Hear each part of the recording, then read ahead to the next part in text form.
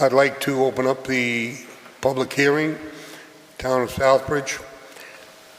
I'd like to open up the hearing, and at this point in time, I'd like to refer for information from the town manager. Town manager? Thank you. In accordance with the provisions of Mass General Law, Chapter 48, Section 5, the Southbridge Town Council will be holding this public hearing tonight, Monday, September 9th, 2024, at 6:30 p.m. here in the McKinnon Council Chambers, Southbridge Town Hall, 41 Elm Street, Southbridge, Massachusetts. The purpose of tonight's public hearing is to receive public comment and consider an amendment to the Southbridge zoning bylaw, Section 8.7- adult use marijuana establishments, Section 8.7.3B3, to remove language, but no event shall facilities be between the hours 9 p.m. and 8 a.m. A copy of the proposed bylaw can be expected at the town manager's office from 8 a.m. to 4 p.m. Monday through Wednesday, 8 a.m. to 8 p.m. Thursdays, and 8 a.m. through noon on Fridays. Any persons here interested or wishing to be heard should appear at this time and place designated. This was posted as per Mass General Law. As councilors are aware, there was a proposal to review and discuss amending the Southbridge zoning bylaw 8.7, adult use marijuana establishments, regarding the hours for operation that says except between 10 p.m. and 8 a.m. Memo from the town planner, as required by general law, Southbridge Town Planning Board on Wednesday, October 7th, 2024.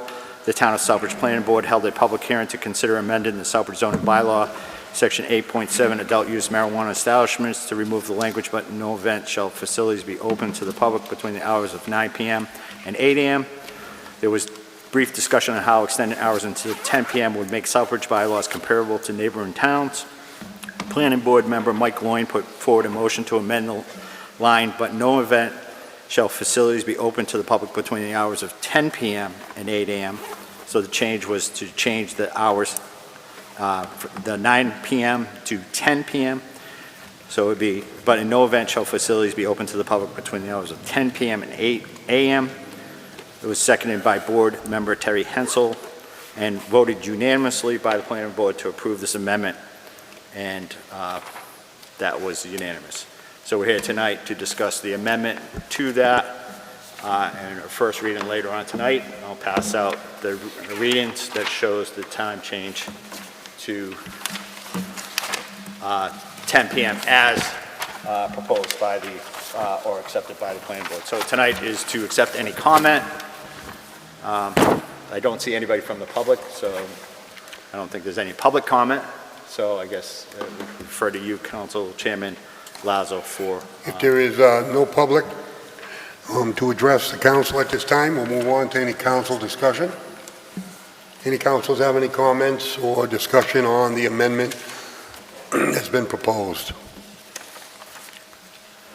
If there is no discussion by council, I'd like to thank everybody, and I will be closing the public hearing at this time, which is 6:35. Thank you very much.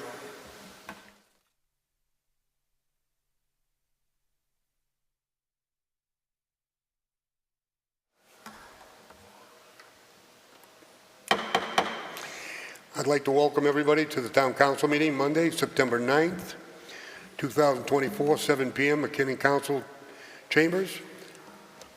Agenda item number 1, Pledge of Allegiance.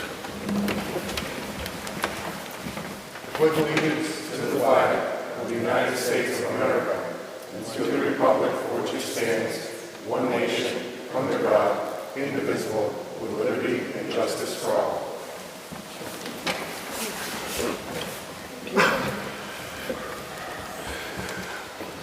Moving on to agenda item number 2, roll call. Councillor Lazo. Present. Councillor Montigny. Present. Councillor Chenier. Present. Councillor Daniel. Present. Councillor Dow. Present. Councillor Kelly. Present. Councillor Marquetti. Present. Councillor Ortiz. Present. And Councillor Rivas. Present. Your quorum. Moving on to agenda item number 3, consider and accept the Town Council meeting minutes of August 19th, 2024. So moved. There's a motion. Second. There's a second by Ortiz. Are there any additions, corrections, or deletions to the minutes of that meeting? If not, all those in favor? Opposed? Abstention? One abstention. Councilor Daniels. Moving on to subcommittees. 4A, Department of Public Works. Mr. Chair, we had a meeting last week, and we have multiple agenda items, 10 through 17, I believe, that were all voted on and approved by the subcommittee. Thank you. Moving on to Education and Services. Councilman Montague. Thank you, Mr. Chairman. We do not have a meeting scheduled, and we did not have a meeting since last session. Thank you. Moving on to General Government, Councilor Kelly.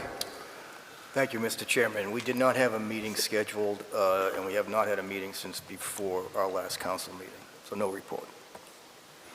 Moving on to Planning and Development, Councilor Daniels. Thank you, Mr. Chair. Through you, we had no meeting in the last 2 weeks. We will have a meeting sometime next week. Thank you. Moving on to Protections of Persons and Property, Councilor Dow. Thank you, Chair. Through you, we have a meeting last week. Item 18, 19, and 20 was approved by the subcommittee. Thank you. Moving on to Chairman's announcements. I would just like to inform the public that the Southbridge contingency sat down with the Commissioner of Education in reference to the receivership and the plan on how to get out of a receivership. And I thought that the team Southbridge did a good job. I think the school committee and the council are hand in hand moving forward. I think the town manager probably did one of his best performances that I've seen, and I've been with him a long time. He had the history on the district before it was taken over. He has sat in the chairman of the council's position while they had it in their possession, and he is now the town manager. He is the perfect gentleman to be sitting at that table and talking about the receivership and what we should do and what we shouldn't do. And I think that the Southbridge School Committee and the Southbridge Town Council shows a great tie together with the leadership. We are going to be doing some work together on training and parliamentary procedure and some other various stuff. But I think we're poised and ready to work on lining ourselves up to take it over at some point. I think we had a little feeling of resistance from our, not from the commission. I think the commissioner did a fine job. I hope he gets the job of full-time commissioner. But I think the receiver needs to become accommodating and a better line of communication with the school committee. And I think that we can accomplish that if the council and the school committee get together and work forward to formulating agendas, parliamentary procedures, process, get the subcommittees activated where people will understand from the professionals, whether it be a business manager on budget, whether it be a building, grounds, and transportation person. School committees learn by being in subcommittee. That's how I learned it when I was on subcommittee. So I think it was a good second meeting with Russell Johnson. I'm looking forward to engaging him and really pushing the cart to accelerate the actual process that we're talking about. And I think that is palatable.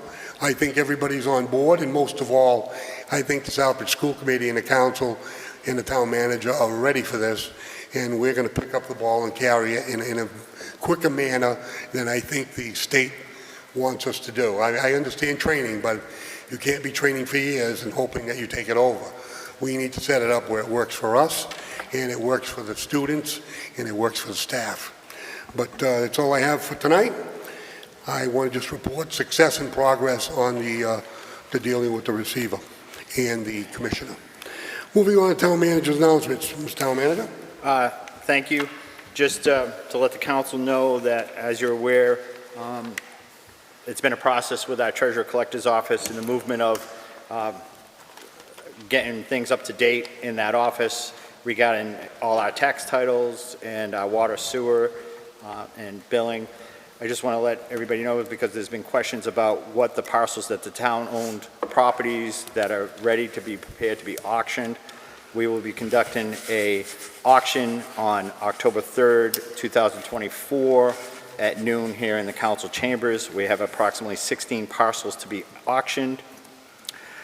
Information will be advertised on our website soon about the rules of that auction. Any persons interested needs they need to do their own homework by visiting the assessor's office, the building departments, planning departments, regarding any zoning or other requirements, but that would be up to those parties to obtain that information. I do have a list of the tax title foreclosures that if any councilors wish to have it this evening, there's a lot of properties that have been held by the town in which we're paying insurance on, so it would be nice to get those properties back on the tax rolls. In regards to further information regarding the school and town council, we have been informed that the school department has completed the school facility master plan. It was conducted by Context Architecture. The context of that plan is a school facilities plan and what needs to be done on a master plan. It's over 600 pages long. It will provide data and information on the current state of our facilities. We had worked with the town council chair and school committee chair and receiver for a date of their presentation. That presentation will be a joint meeting of the school committee and town council, which will be held on Monday, October 28th at 6 p.m., location to be determined. After we present that plan, after the school department presents that plan, we will work with the town council because we are the owners of those buildings. They are our tenants, and we'll have to come up with some kind of planning for long-range planning and what's the best use. And I know Councilor Lauzo and I have been through that, and it is a process to decide what we're going to do with the schools and either reconfigure, consolidate, or move to the future. In regards, an update as well, I know Council Marquetti had asked this question, it was very timely. In regards to our electricity aggregation plan, we had a call with Good Energy on last Wednesday, September 4th. They reported that our plan is with the Department of Public Utilities for approval. 2 communities and ahead of us were approved pretty quickly, and our plan is up next. Their hope is to have approval on this plan on next week on September 19th. And if it does get approved by DPU, they would then formulate the bid and go out on September 24th, with bids due on either October 8th or October 15th. We'll have a better idea once the DPU approves our plan. They have prepared an electric service agreement for our review. That will be sent over to our legal counsel. They have worked these similar plans with other communities, and KP Law has reviewed them. Attorney Holland, I feel confident with Attorney Holland. He has done a lot of procurement. We'll send it to him for review, but it should be a quick turnaround. On or about the next meeting on September the 23rd, I would ask the town council to authorize me as the chief procurement officer and town manager to award the bid to the most responsive and responsible bidder and enter into an agreement. And the reason for this is electricity is a commodity, so once they get the bid results in, you have to move quickly within a couple hours to secure their price. Upon doing that, we would have the price locked in, and then our program is slated to hopefully start, if all this timing goes, in January, would be the hope. And the Good Energy would do marketing to inform the public with letters and promos and cable access and whatever means we have to discuss what the opt-out process would be. So more information will come forward, hopefully at the next council meeting. And finally, in regards to charter, the town charter, as council is aware, after a lengthy time, the charter review was completed. It was sent over into the Senate. I received correspondence late Friday and then again this morning that all the changes have been made. It's been reviewed by council at the Senate. So they're looking to engross it today into the Senate. There was minor clerical changes, and I did send it to former town council chairman Daniel because he was very instrumental in that. And he compared both documents, and there were very minor changes. So if it is engrossed and accepted, then it would,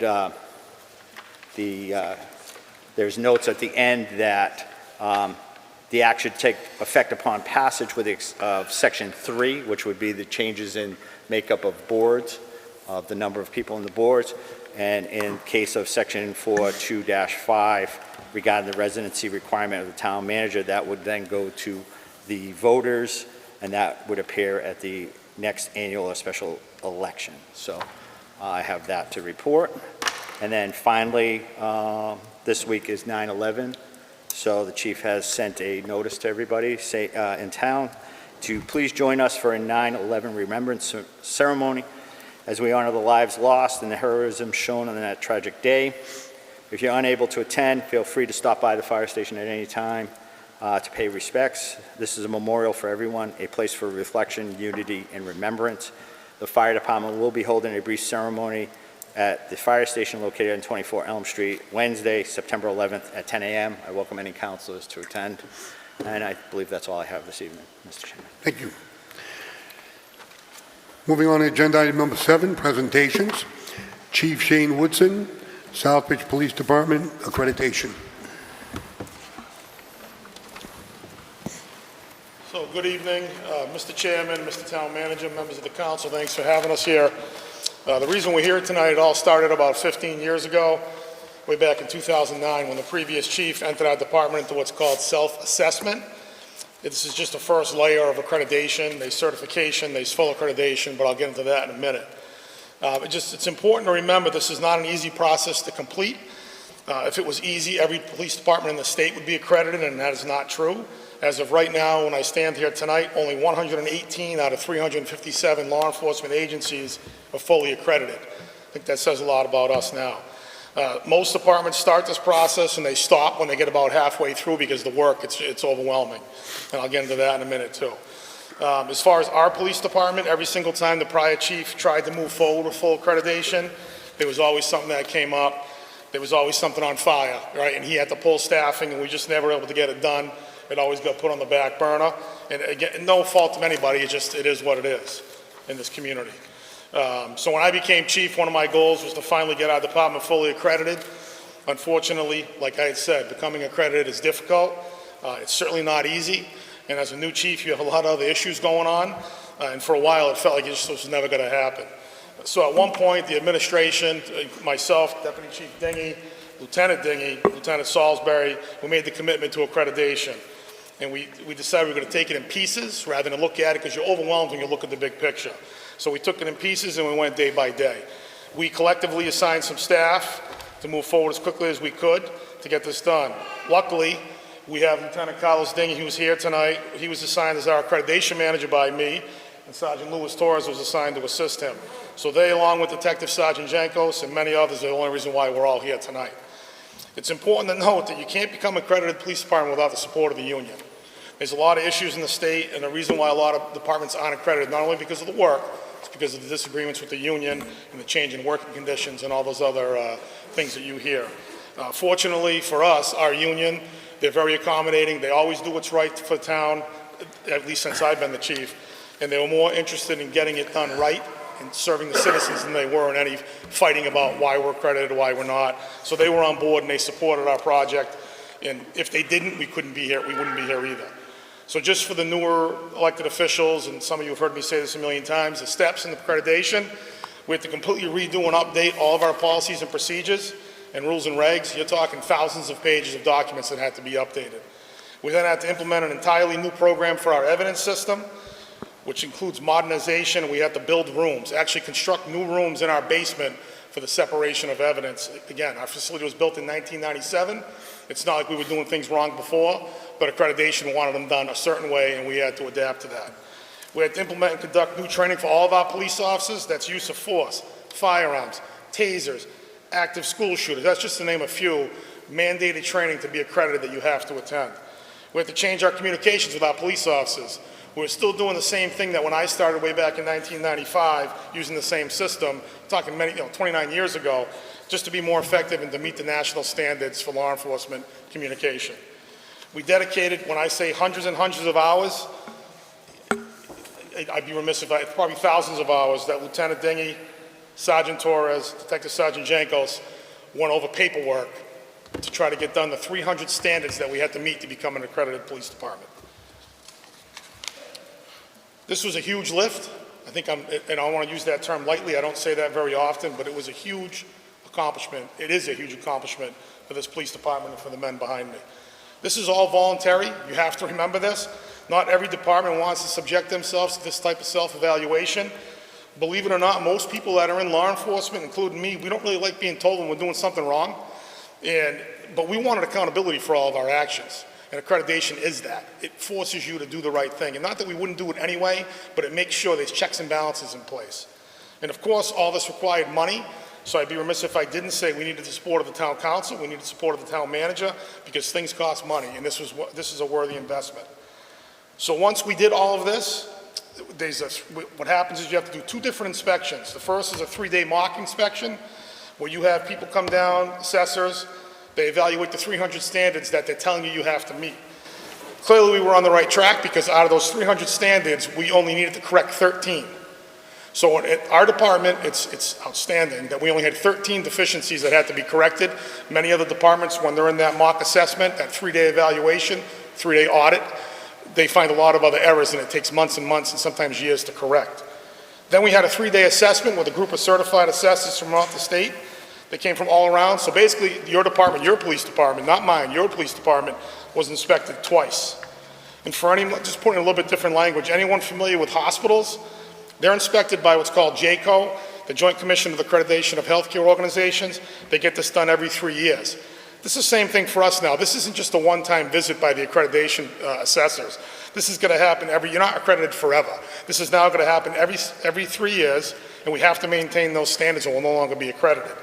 I've had conversation with my wife, who's here tonight. She works at a large city hospital, and she just assumed that every department was accredited, similar to what JCO has been doing at her hospital for the last 25 years. And she was surprised to figure out, and actually it's surprising when you talk to people that aren't in my business, when they say, well, you guys don't have to answer to anybody, there's no accountability, other than your rules and regs and your policies and procedures. Why isn't every department accredited? Every hospital has to get evaluated by JCO. There has to be someone overseeing the whole process. So originally, when I looked into this, we were told by other PDs that are accredited, plan on this process taking about 3 years. From the time you start self-assessment all the way to full accreditation, plan on 3 years, Shane. Saddle up, it's gonna be a lot. And I started thinking, man, I don't know if we're ever gonna get there, because it seems like we tried and failed so many times. But we were able to get this done in 1 year. And that's a remarkable accomplishment, and I'm proud of the men that are standing behind me, because if you're a small PD, a really small PD, and you're not that busy, or you're a really large PD, where you've got a command staff in place, you can assign a couple of people or a division to do nothing else but accreditation. The Mass State Police just did it under the police reform bill. They assigned a whole unit to get them accredited, and they get accredited pretty quickly. We don't have that luxury. We're a mid-sized PD. With our call volume, we have small city issues, and all of you know that. So it becomes very difficult to take someone away from their duties and assign them just to accreditation. But throughout this entire process, I did learn that Lieutenant Dingy and Sergeant Torres, I got to tell you, they are all nothing approach kind of guys. We were going to move forward. They said we're doing it 100%, and we're not doing it at all. When they told me they were going to get this done within a year or so, I really honestly thought it was impossible. And I said this, and they've already heard me say it once at our award ceremony in Marlboro a couple months ago by the Massachusetts Police Accreditation Commission. In 29 years in law enforcement, I really challenge anybody to find 2 people, and this includes Deputy Chief Dingy and Detective Sergeant Jankos, who work harder for their communities despite all my unrealistic requests. I have some unreasonable demands. I'm not an easy guy to work for. And they did this, they accomplished this, they were able to remain focused, and they achieved the goal that, again, I didn't know if it was even possible, but they never had a doubt. So it's not me here tonight accepting this award. I'm here for them because I believe that they deserve to be recognized. Of course, with all this stuff going on, with the accreditation and the process, we have a police department to run. We have a lot going on a day-to-day basis. So we had to change our command structure a little bit. And with the support of this council back in the spring of 2023, we did this. And understand, this isn't just for us. It's for the residents, and they deserve to have an outstanding police department. And I've said that many times. The people in our community, it's strange because they tend to need us more than other towns with a similar population, because we just have many other things going on. And we, and not my term, but I use it often, we're always citizen-centric, and that's what accreditation is all about. We always will be. If you're doing a good job, and we really are, but you don't get comfortable, we don't ever want to get comfortable, right? Because then you kind of get lazy and lax. And part of this whole process was about getting out of our comfort zone. It was about changing the way we do business. And again, you get out of your comfort zone, you're being told things you can do better, and not everybody is so willing to open up their arms and say, yes, please come in and audit us and tell us the 13 things that we're doing wrong. So now I'm proud to say, to stand here, we're one of the few PDs, we meet the current national standards for the best practices in law enforcement. And none of this, really none of this has nothing to do with me. would have been possible without the work of Lieutenant Dingy, without the work of Sergeant Torres, specifically those two, because they kind of led the charge with accreditation. And I just want to commend them for all their work over the last year and making this a reality for our police department. So congratulations.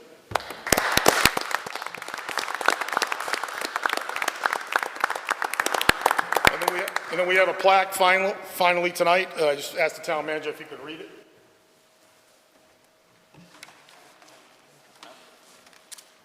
Don't drop it. First off, congratulations to Southbridge Police Department as a retired police chief. I know going back many, many years ago, looking at what it takes to become an accredited police department, any chief that wants to undertake that, you have to know that it is an undertaking and costly, and it is the right thing to do. So I'm very proud of the Southbridge Police Department and to be the town manager to present this. Massachusetts Police Accreditation Commission Incorporated, be it hereby known that the Southbridge Police Department, having fully demonstrated its commitment to police excellence by living up to a body of progressive standards to ensure that the delivery of police services within the Commonwealth is at the highest level of professionalism and integrity, and having reflected the best professional practices in each area of police management, administration, operations, and support services, is hereby recognized as an accredited police agency for a period of 3 years upon the recommendation of the Massachusetts Police Accreditation Commission Incorporated, and awarded this certificate of accreditation on the 26th day of June 2024, signed by, for the commission, Russell M. Stevens. So to the chief and his department, congratulations. And it's a proud day to have that there, and credit the chief under that leadership to be able to lead that charge and to really to put the department through those standards. It's a credit to have a police department that wishes to be evaluated to make sure that we deliver the best services. So again, Chief, congratulations.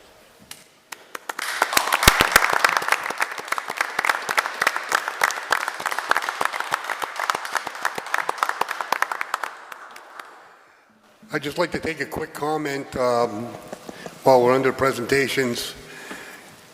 Chief, you're always a humble guy.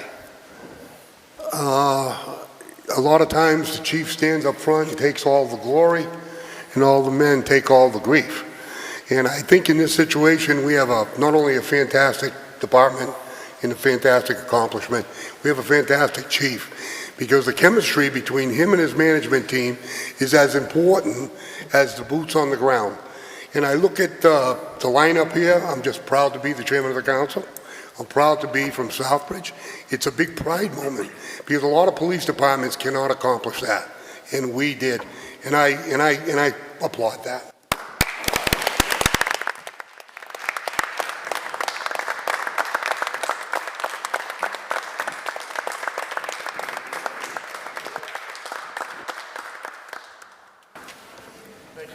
Thank you, Chief. Mr. Chair, if I could. Councilors, any comment to the presentation? Yes, this is regarding that.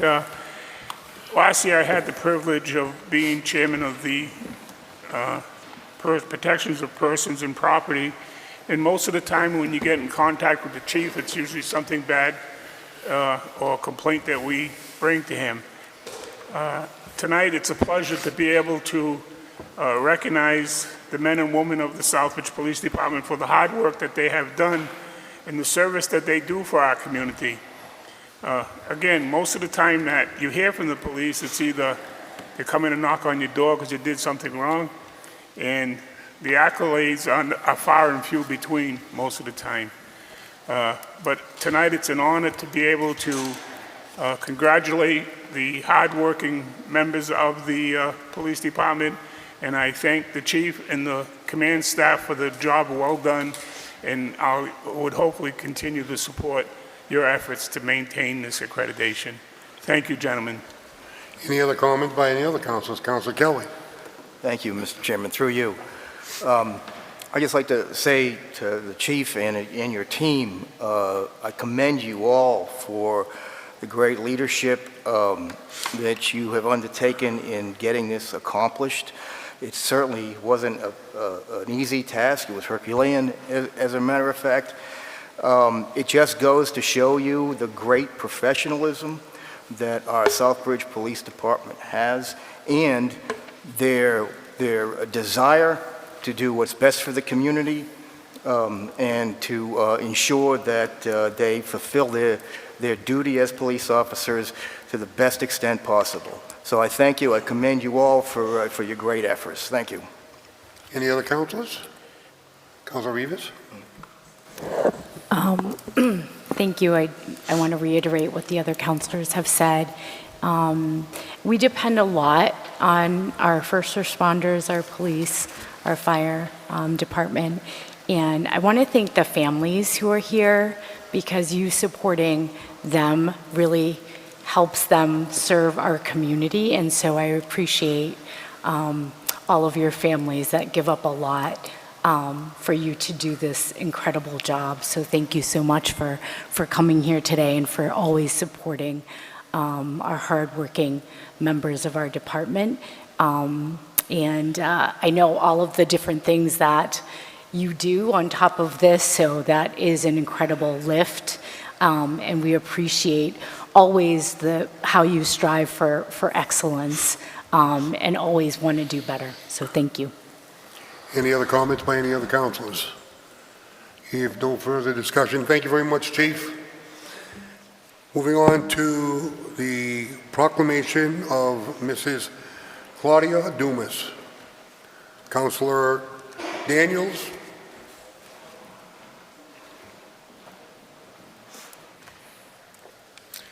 Okay, people at home are seeing a celebration that I attended this afternoon.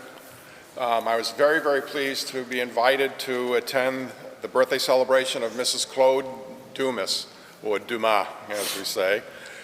She turned 100 years old today, and I'll tell you, a very spry, young 100 years old. She was very pleased to have us there today, to visit her. Her family was there.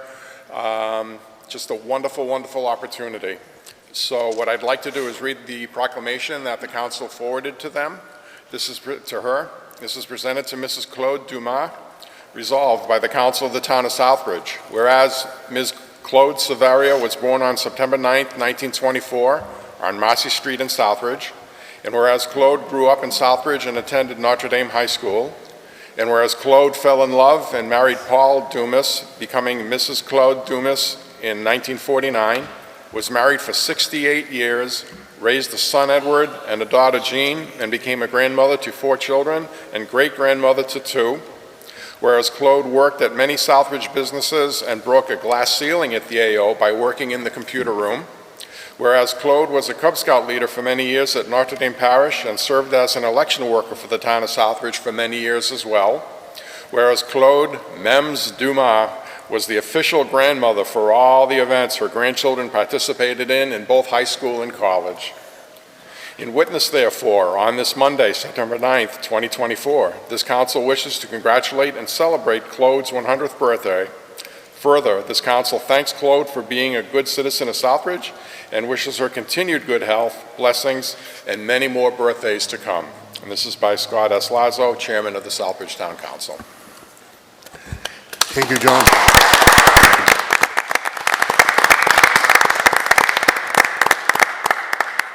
I'll tell you, it was a wonderful celebration. I told the family that I'd be here tonight to get it out onto cable TV as well.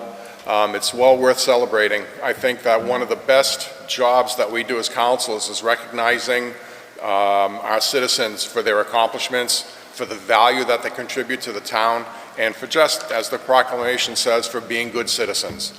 So I'm pleased to do this. I'm pleased to continue to do this. And thank you very much, Council. I appreciate it. Thank you, John. Thank you. Moving on to Citizens Forum, agenda item number 8. Are there any citizens that would like to address the town council on any issues that are not on the agenda tonight? Please approach the podium, state your name and address. My name is John Belanger, property address 38 Foster Street in Southbridge. I know some of you, for the rest that I don't, it's nice to meet you. Southbridge resident, born and raised, moved out in my 20s. I still own property out here. Reason I'm here is I'm here to talk about 38 Foster Street. We have 3 displaced families right now that were expecting occupancy of that building, and they're not allowed to move in because in the discretion of the fire department, there is nothing I can do to make the building safe enough for temporary occupancy absent the installation of a sprinkler system. I can't install the sprinkler system because the design of the system for Wardwell Court is not doable because the town water pipe is no good. The people on board, I've made about a year. I've been trying to come up with a good faith solution. I've been talking to the fire department. I don't understand how the 10 families on Wardwell Court, they don't have a working fire hydrant, they don't have sprinklers, they don't have a fire alarm. I have more fire safety. I'm closer to the fire hydrants, I'm closer to the fire station. I've been trying to find a good faith solution with the town, not only for myself, because I'm a private individual with private money. I'm absolutely broke. I paid you guys in full this week, and there's nothing I can do. And I also have 3 families. I have one currently in a shelter. I have a family that moved from Poughkeepsie, New York to work at Amazon. They're staying in a campground. Their kids can't start school. I have another young couple that they canceled they gave their landlord notice.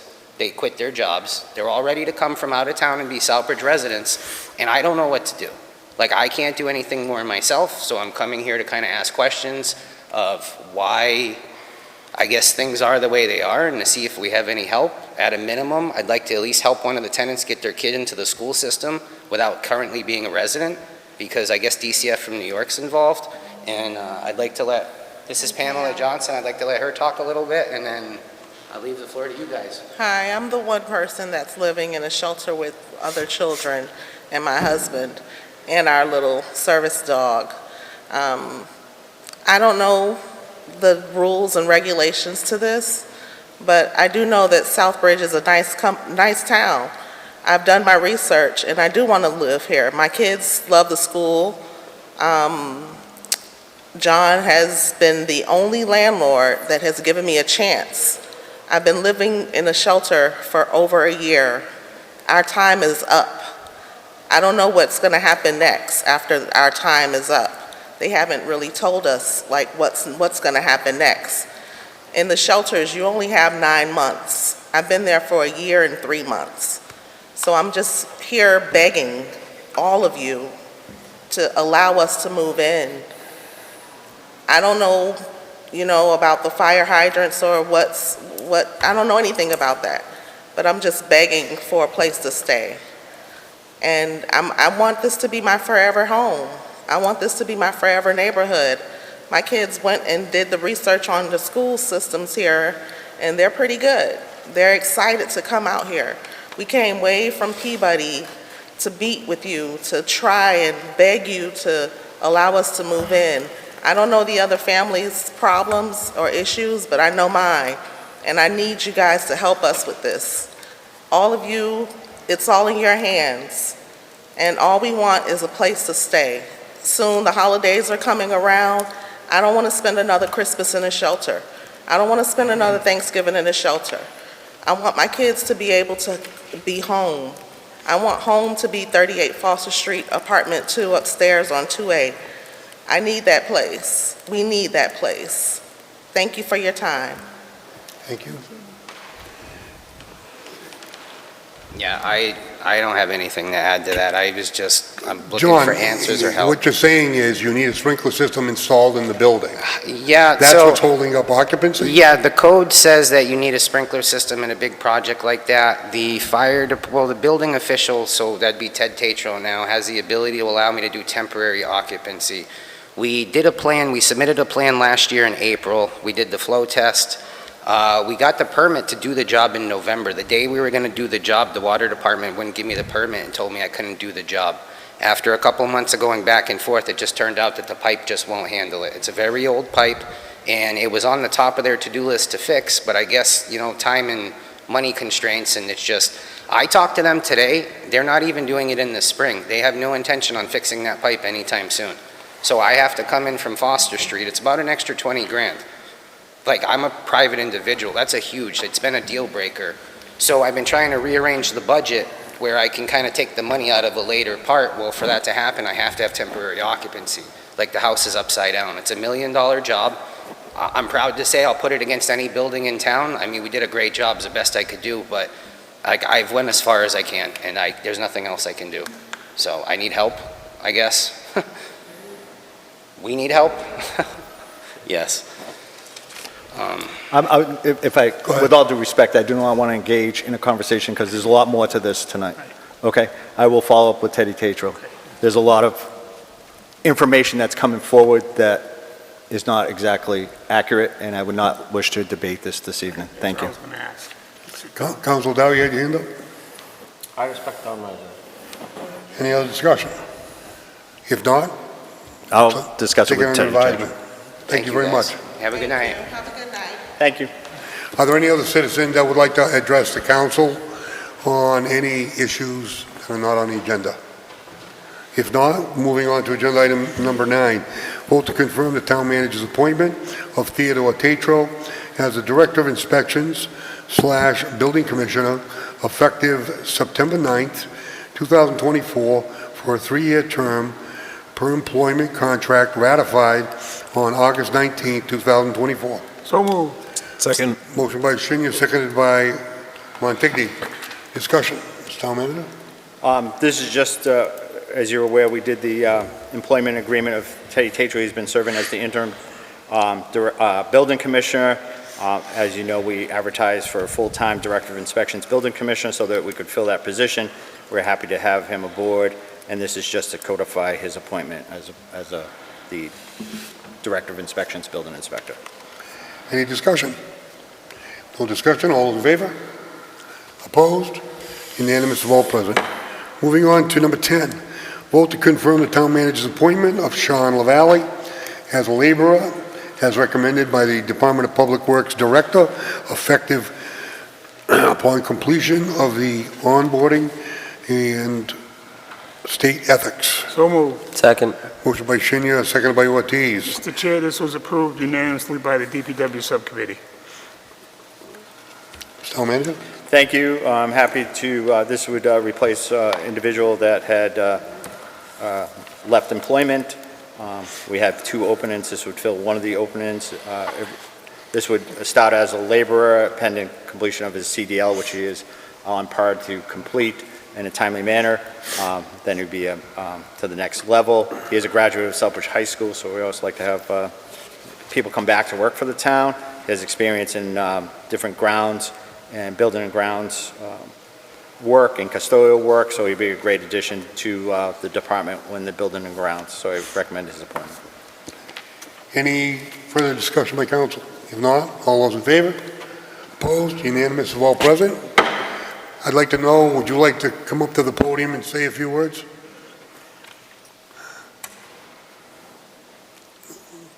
Haven't seen you in a good many years, Sean. You look good.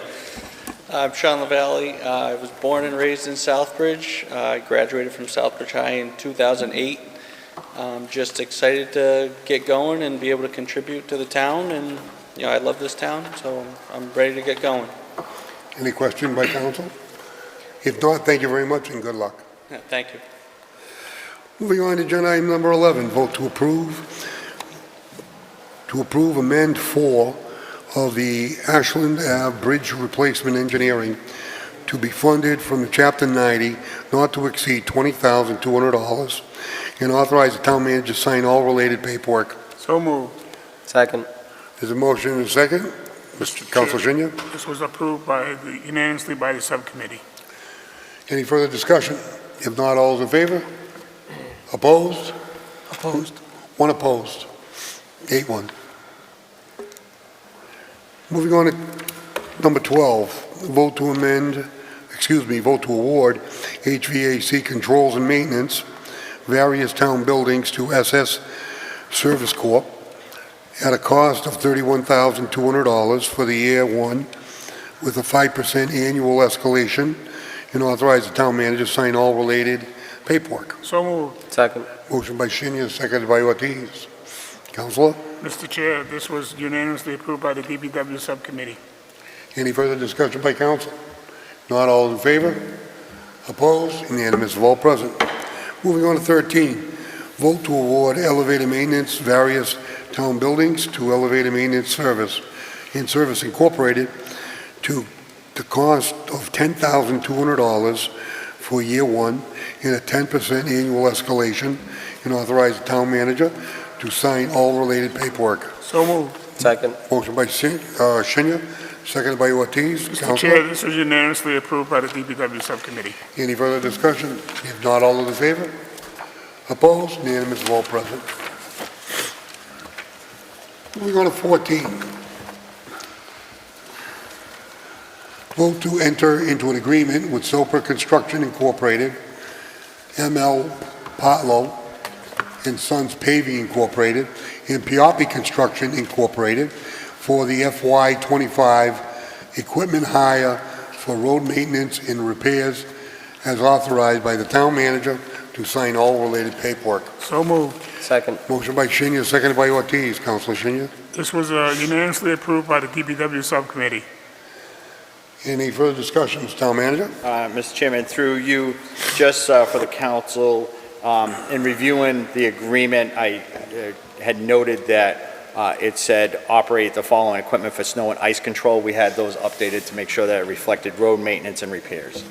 It does include the operator, so we have the agreements with that corrected language. That's the only change. Any further discussion? Councilor Marquetti.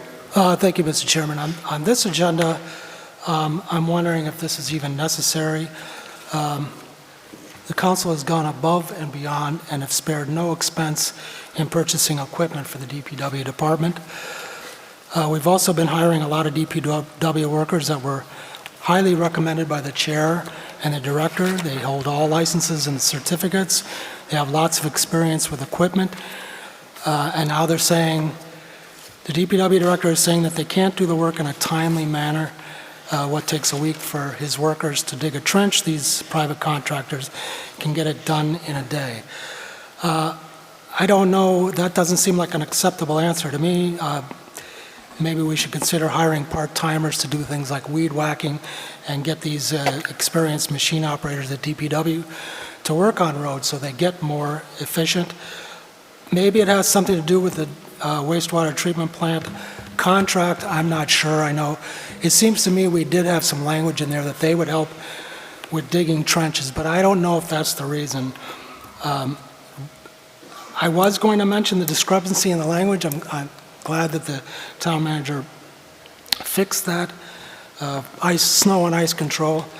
But in addition to that, there hasn't really, I didn't hear any explanation on how you plan to pay for this. Could be that you have a plan. I'm not saying you don't, I'm just saying that I have not heard any explanation provided to the council on how you plan to pay for this. Finally, one of the committee members said that this is a no-brainer. People like that usually are the first ones to complain about taxes, higher taxes. And if you want to stop higher taxes, rising taxes, then you have to stop the unnecessary spending. In my opinion, this is unnecessary. It really doesn't take brains to spend money. Spending money is very easy. It's figuring out how to make things work and not spend a lot of money. So that being said, I reserve the right to change my mind if you can come up with a very good explanation of why this is necessary. But just because workers are slow, that's not a good enough explanation for me. Thank you. I think just a point of clarification on this issue. What the town has done is what a lot of other towns do. It doesn't say they're going to spend them any money. It just puts their equipment in hourly rate straight up. It's just like hiring, like the town has all brand new plow trucks and we plow the town streets. But we also have people that give you rates of equipment that if for some reason it's a really big storm, you have to take in certain pieces of equipment. You don't have to go through the procurement law to go out to bid to find somebody. So what a lot of towns are doing, and this is one of the towns that we're doing it now, finally, and that's why I say it's not that they're spending money, it's that they're putting rates on equipment. And I'll use one example. When the water valve blew on the town hall, it's an emergency, there is no time to sit and go out to bid or find out what the prices are. So what happens is, when you have a list like this with contractors on it, it's like the plowing contractors. You call them in as needed, sometimes you don't call them in at all. So I think the excavators, that's what this is. Like some of the drainage projects and stuff, council's been pushing for a drainage project up on Dresser Hill Road. Can't do it next week, too busy. I get it, it would be beautiful to do it in-house. But if it can't be done in-house, is the job not being done better than another breakout of water on the person's property? Then your citizens are coming to you, and it's an emergency. This is just prior planning that prevents poor performance, that if, and I commend the DPW director, because he's the one that came up with it and said, other towns do it, we do it down in Connecticut. This is just an option in certain situations that they can go and take care of a council complaint or a citizen's complaint by just having the prices already laid out by unit price. And with a unit price, you say, give me a backhoe, I needed to do this manhole. There was a cave-in on a street.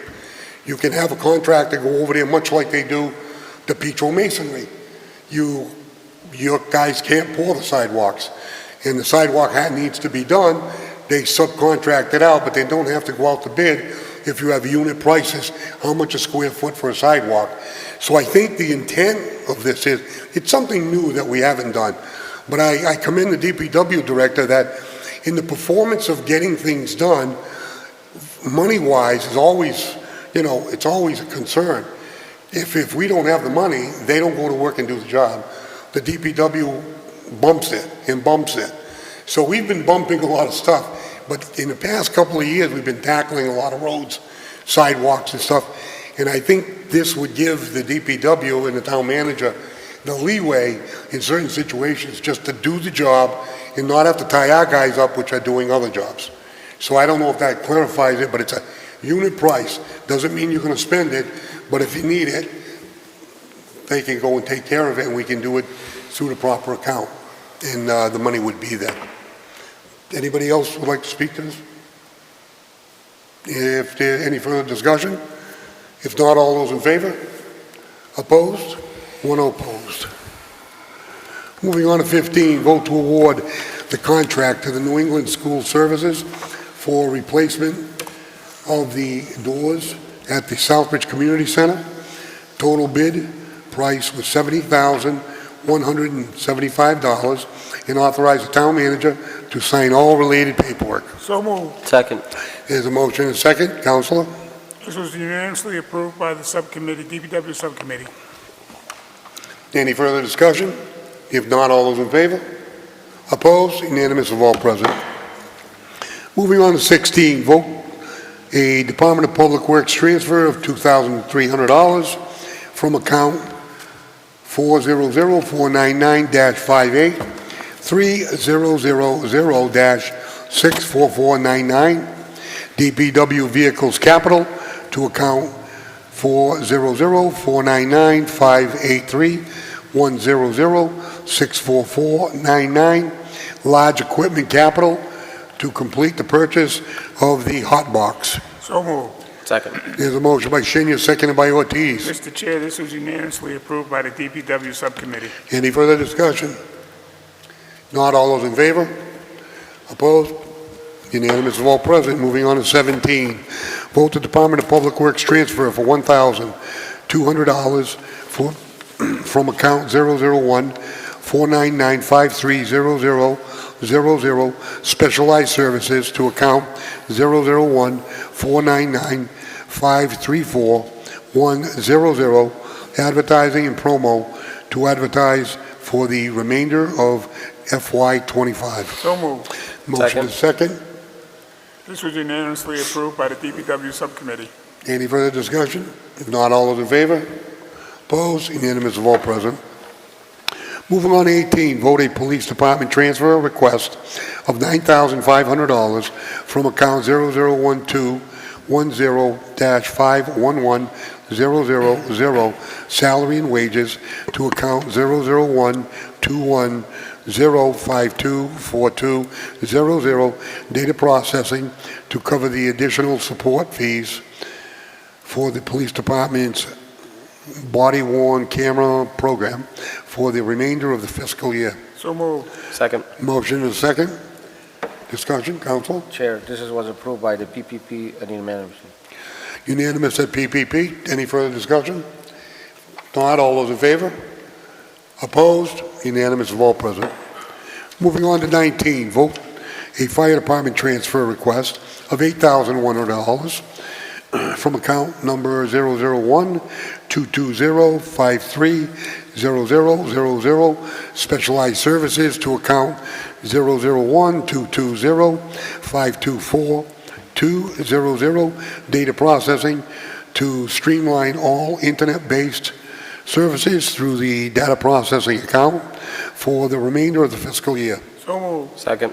Motion and second, council. Chair, that was approved by the PPP subcommittee and unanimously. Unanimous at PPP. Any further discussion? If not, all those in favor? Opposed? Unanimous of all present.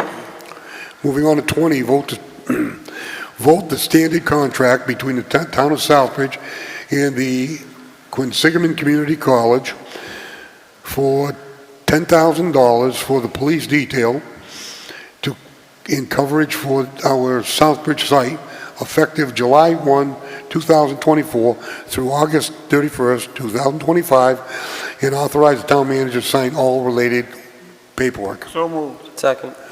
Motion and second, discussion. Chair, that was approved and unanimously by the subcommittee. Unanimous by subcommittee, Councilor Marquetti. Thank you, Mr. Chairman. I wasn't able to stay for the meeting. Last year, we got $50,000 from Quinsig for the same thing. Am I correct? Just wondering why it's only $10,000 this year. We got 50,000. I'll let the chief. Okay. Chief?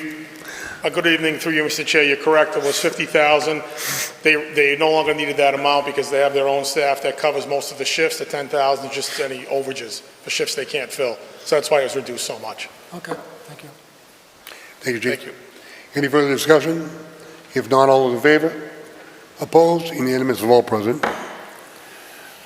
Moving on to 21, vote to approve the town council return $8,675 from the digital sign project to ARPA funds. Mr. Chair? Do I have a motion? So moved. Second. Motion second, council? Mr. Chair, the ARPA subcommittee of the town spoke to the people involved with the digital sign project and heard nothing, so they voted to return and asked council to return the $86.75 to the ARPA funds. Thank you. Any further discussion? Not all those in favor? Opposed? Unanimous of all present. Moving on to 22. Vote to approve $1,870.87 in ARPA funds as a request by the town clerk for the repair of the present town seal and purchase a new digital town seal. Distribution of such funds will be overseen by the town's ARPA administrator. So moved. Second. There's a motion and a second. Mr. Chair, this was brought before the ARPA committee and they voted unanimously to approve the funds. Any further discussion? If not, all those in favor? Opposed? Unanimous of all present. 23, vote to approve $8,067.12 in ARPA funds as a request by the Community Center Director to resurface and paint the outside pickleball courts at Charlton Street facility. Distribution of such funds will be overseen by the town's ARPA administrator. So moved. Second. There's a motion and a second. Mr. Council? Chair, this was brought before the ARPA committee and they voted unanimously to approve the funds. Any further discussion? Not, all those in favor? Opposed? Unanimous of all present. Moving on to 24, vote to approve $41,786.53 in ARPA funds as a request by the town manager for the emergency repair and replacement of the water connection for Elm Street and to the town hall. So moved. Second. There's a motion and a second, council. Mr. Chair, this was unanimously approved by the ARPA committee to support the funds. Any further discussion? Council Rivas. Just a quick question, because I wasn't able to attend this meeting or watch it. So this is money from the ARPA funds to repair the water connection, but how about our capital funds? We couldn't have money in there for this specific? We do not have capital money allocated to that. The reason for this is because we have to use those monies by the end of this fiscal year, because the project is completed. It was an unanticipated cost. We went to ARPA to fund that project so that we can retain any funds within the town hall for the repairs that we wish to do inside the town hall. So it was a good use of those monies. We've given money to a variety of public programs, a lot of public programs, and some of the money we should retain to do the repairs to our aging building here. So that's why we went to the ARPA. What does the work consist of? It's already completed. We had to replace the water line. There was a, downstairs, the DPW director, I think I brought it up a couple meetings ago, there was a water main that came into the building that was in quite need of replacement. It was ready to, could have caused a catastrophe in our water supply to the building. So it necessitated us replacing a line that was installed, I believe, in 1910 from the water main on Elm Street into the building. So it was a complete new line that involved, it was a lot of good work by the DPW, the water department, and ML Partlow and Sons to make that project completed in a very timely manner with no disruption to town hall operations. Thank you. Any further discussion? If not, all those in favor? Opposed? Unanimous vote present. Moving on to 25, vote to amend the town council vote of August 25th, 2024. Agenda, item 21, to account 420000-580000-64897, capital project due to a typographical mistake. So moved. Second. The motion is second. Discussion. No discussion. All those in favor? Opposed? Unanimous of all present. Moving on to 26. Review amending the Southbridge zoning bylaws, Section 8-7, adult use marijuana establishment to authorize for the hours of operation except between 10 p.m. and 8 a.m. So moved. Second. Motion second. Mr. Chair? Counsel? I'd like to make an amendment to this article, and my amendment would change Section 3, hours of operation, from 10 to 11 p.m. So moved. Second. Point of order. State a point of order. This is a reading. Wouldn't the change come at the end? You can amend it under any reading. Okay. We usually like to amend it Okay. in the final third reading, if there are any amendments by the council. I got you. But council chooses to do it the first, it's fine. Mr. Town Manager? If I could, just for the public, if I could read that section aloud so people know what that says. Go ahead. It says, hours of operation for any adult use marijuana establishment, which is AUME, retail establishment, shall be established by the planning board, but in no event shall said facilities be open to the public between the hours of, and the change would be 11 p.m. and 8 a.m., including home delivery services. Any further discussion on the amendment? If there's no further discussion on the amendment, I'm going to call for a roll call. Counselor Shenyer? Yes. Counselor Daniel? Yes. Counselor Dow? Yes. Counselor Kelly? No. Counselor Lazo? Yes. Counselor Marquetti? No. Counselor Montigny? Yes. Counselor Ortiz? Yes. And Counselor Rivas. Yes. The amendment passes in its first reading. Consider it amended. It will be read at the second reading with the amendment in it. I consider it the first reading.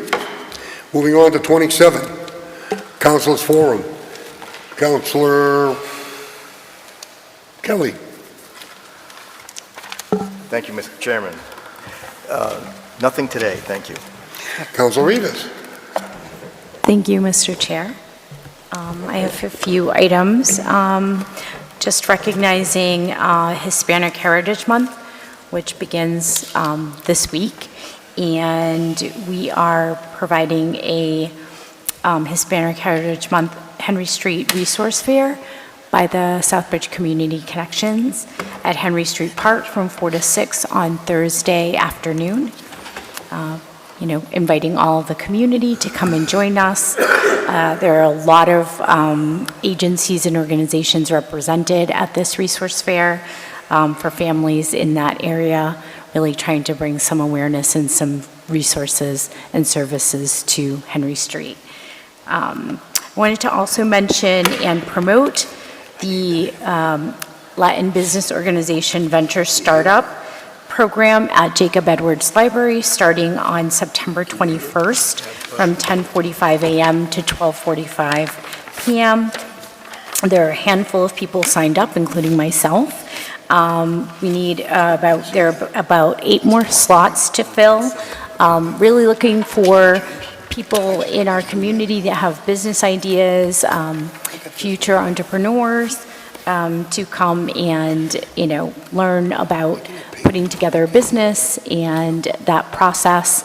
I'm looking forward to that, those classes and those lessons with a professor who has done this program in Worcester. So we're really excited about having this program in Southbridge. And just reminding everyone for November 5th elections, the last day to register to vote will be Saturday, October 26th. Early voting starts October 19th from 8 to 2 at the town hall. And, we are going to be registering people to vote at Thursday's event. So send anyone over that you think hasn't been registered yet. And the elections are coming up, really important election, including our state, state rep and state senate races. So all of that, and I think that is all. Thanks. Councilor Ortiz. Nothing tonight. Councilor Senior. Nothing tonight. Councilor Dow. Thank you, Chair. Through you, I want to say congratulations to the police department for, the complete, what the chief said tonight. And, our town manager, thank you for the meeting with the school. Great job. And that's all tonight. Councilor Daniels. Thank you, Mr. Chair, through you. I just want to say that Wednesday is the anniversary for 9/11, and that it's an important date to remember. We shouldn't let it fade into history, as so many other important dates have faded into history. This is something that affected a lot of us on the day it happened. It still resonates with me personally. I plan on being at the fire department for the ceremony on Wednesday, and I encourage everyone in town to be there as well. Let's not forget. Thank you, Mr. Chair. Councilor Marquetti. Thank you, Mr. Chairman. I've had several residents have asked me about road paving around town on some of the trench work that NUCO has been doing for National Grid.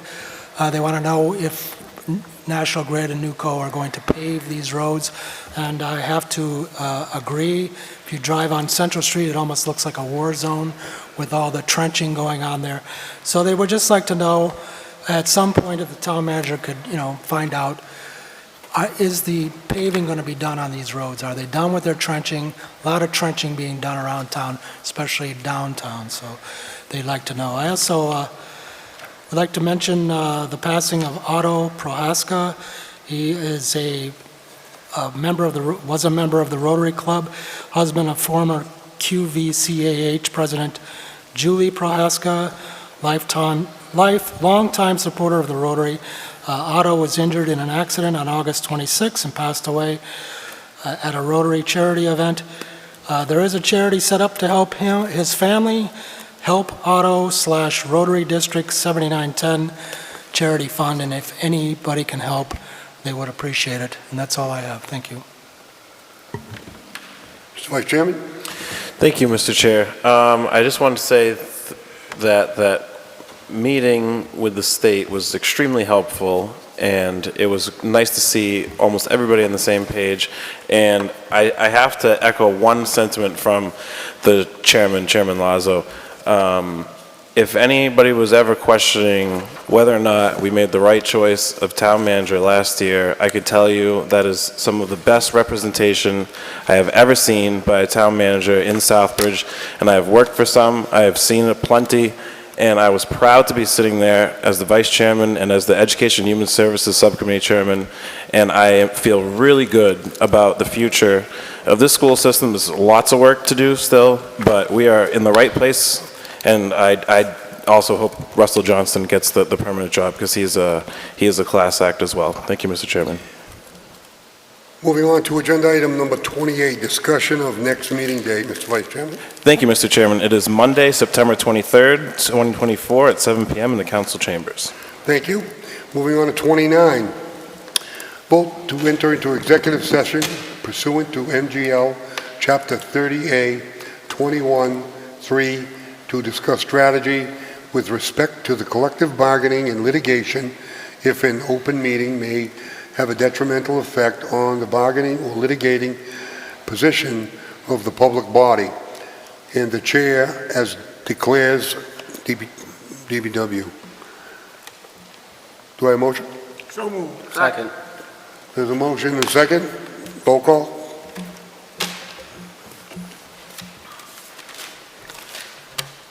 Counselor Daniel? Yes. Counselor Dow? Yes. Counselor Kelly? Yes. Counselor Lazo? Yes. Counselor Marquetti? Yes. Counselor Montigny? Yes. Counselor Ortiz? Yes. Counselor Rivas? Yes. And Counselor Shenyer? Yes. Going into executive session, the town council will not return into open session and will adjourn from executive session.